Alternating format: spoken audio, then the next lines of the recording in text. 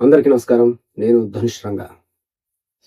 ఈ ప్రపంచంలో సైన్స్ ఎంత అభివృద్ధి చెందినా, దానికి అంతుచిక్కని కొన్ని శక్తులు ఇంకా ఉన్నాయి. మనిషి ప్రయత్నం ఆగిపోయిన చోట దైవ అనుగ్రహం మొదలవుతుంది అని మన పెద్దలు చెబుతూ ఉంటారు. దానికి నిదర్శనమే ఈరోజు మనం చెప్పుకోబోయే ఈ సంఘటన. రాజస్థాన్‌కి చెందిన ప్రకాష్ ఒక మధ్య తరగతికి చెందిన వ్యక్తి.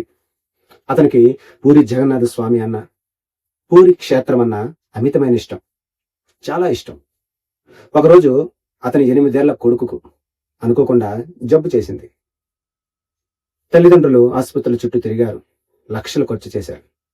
కానీ ఆ బాలుడి ఆరోగ్యం రోజురోజుకి క్షీణిస్తూనే వస్తుంది.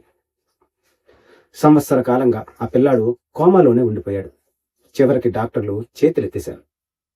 ఇక ఈ పిల్లాడు బ్రతకడం కష్టం, ఇంటికి తీసుకువెళ్ళి కాస్త సేవ చేసుకోండి అని చెప్పి డాక్టర్లు ఆ పిల్లాడిని, ఆ తల్లిదండ్రులను ఇంటికి పంపించేశారు. ఇక్కడే అసలైన ట్విస్ట్ మొదలైంది.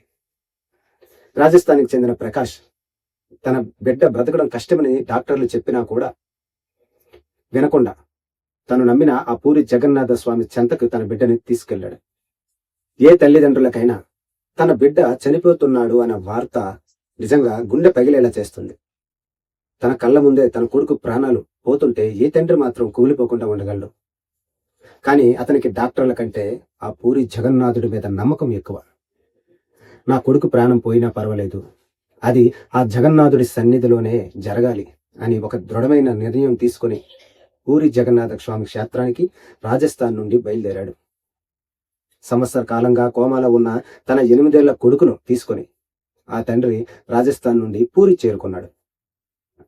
పూరి క్షేత్రంలోనే అంత రద్దీలో ఆ అనారోగ్యంతో ఉన్న పిల్లాడిని తీసుకుని వెళ్ళడం అంటే సాహసమని చెప్పాలి. కానీ వారి నమ్మకం ఆ అన్ని ఆటంకాలను అధిగమించేలా చేసింది. ప్రకాష్ తన కొడుకుతో పూరి క్షేత్రంలో అడుగుపెట్టాడో అక్కడే ఒక అద్భుతం జరిగింది. వైద్య శాస్త్రానికి కూడా అర్థం కాని రీతిలో ఆ బాలుడి ఆరోగ్యంలో మార్పు మొదలైంది. అప్పటిదాకా కనీసం కళ్ళు కూడా తెరవలేని స్థితిలో ఉన్న అబ్బాయి మెల్లగా కోలుకోవడం ప్రారంభించాడు.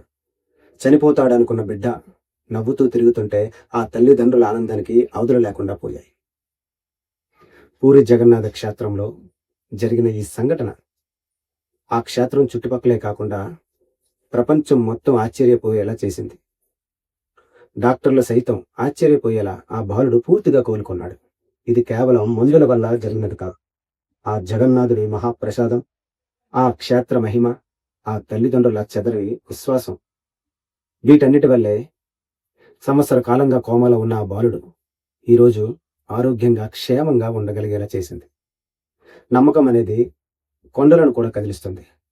ఈ ఘటన అదే నిరూపిస్తుంది. కష్టాల్లో ఉన్నప్పుడు మన ప్రయత్నం మనం చేస్తూ ఆపై భారాన్ని దేవుడిపై వదిలేస్తే ఖచ్చితంగా అద్భుతాలని చూస్తాం. ఈ ఘటనపై మీ అభిప్రాయాన్ని కామెంట్ రూపంలో తెలియజేయండి. ఇలాంటి మరిన్ని ఆసక్తికరమైన వీడియోల కోసం మన ఛానల్ని సబ్స్క్రైబ్ చేయండి, లైక్ చేయండి, షేర్ కూడా చేయండి. జై హింద్, జై భారత్, జై జగన్నాథ్.